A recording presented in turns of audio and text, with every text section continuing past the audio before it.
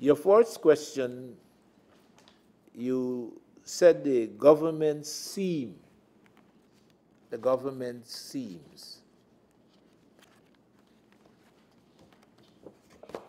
I would want to say it is a little bit more than seems at this point. It's a little bit more. I have sounded the warning, and hopefully some of my more recent writings would be in the media soon on the military political alliance to really reveal the depth of our concern, about the militarization of the leadership of this opposition party, the main opposition party. I take it that there isn't a question as to the militarization, the very presence of endless numbers of senior, howbeit retired, military officers in the leadership of APNU. I take it that there isn't a question about the influx of military, again, former retired military officers into Guyana at this time to support APNU in its campaign. What you seem to be saying, Adam, is what's the basis of the government's concern about this feature? What's the basis? And if I am correct, I merely have to say Guyana went down a road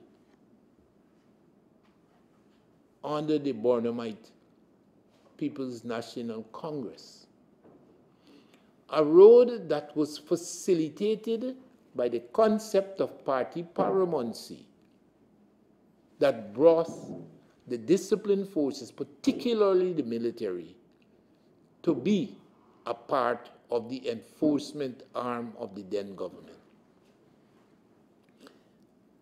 I suppose one may want to argue that point, but I don't believe an argument could be sustained that the military was not an active participant into the repression that took place in the years of the PNC, the Burnhamite PNC government in this country.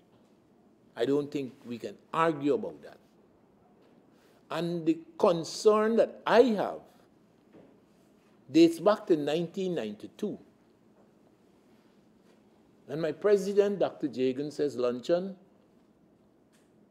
you and the then Minister of Home Affairs, Feroz Mohammed, you are tasked with rehabilitating the image of the military in the minds of Guyanese, because this is a national institution, and this specter of it being a handmaiden of the Burnhamite PNC and perpetrating all of the indecencies and the excesses on the Guyanese people, we cannot allow that to cloud our image and our judgment on this military. Luncheon and Mohammed, y'all got a job. Clean up.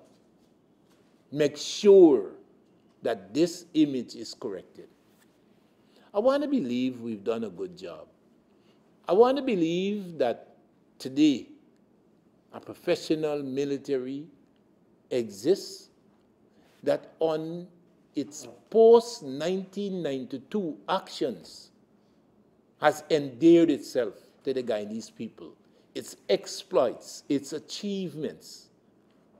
and what it has done for individuals, communities, and for this nation. I believe the military has. But I don't believe that our memory is so short that when we see these same two bodies getting back together again, it doesn't reasonably raise our suspicions and causes us to wonder, what if? Suppose, heaven forbid, APNU were to succeed in the 2015 elections. Obviously, they would have a serious debt to pay to these military, to pay back.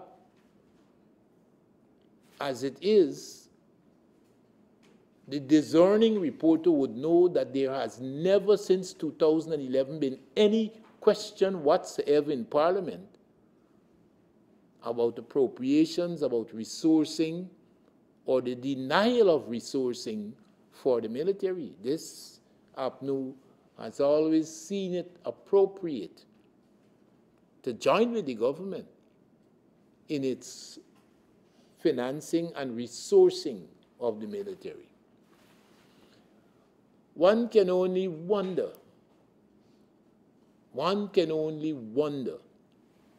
were this opportunity to be provided again, how are you to be certain that we're not going to have the same outcome?